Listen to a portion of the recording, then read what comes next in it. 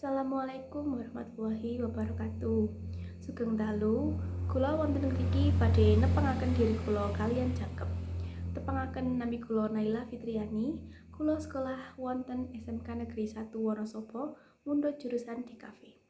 Sapunika kula wonten ing kelas 11 DKV 1.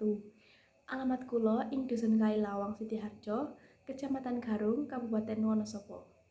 Kaluwihan kula lebet jurusan DKV inggih punika saged desain, ngedit video kaliyan fotografi. Lan kaprigelan kula inggih punika nggambar kaliyan realistis. Kakurangan lan karingkihan ingkang kula gadhahi inggih punika asring keset lan remen nunda kerjaaken ayahan. Kula nggadhahi sikap remen ngrencangi kraos kajeng ngertos inggil. Ancaman ingkang saged dugi dhateng diri kita inggih punika ndamel panumpukan ayahan, nginggahake stres, ngandhapaken kualitas kasil nyambut damel, saha ngambengi pakembangan diri lan dugi tujuan.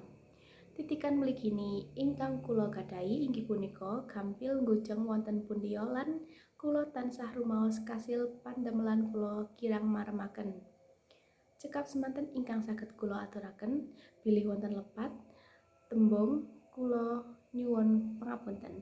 Wassalamualaikum warahmatullahi wabarakatuh.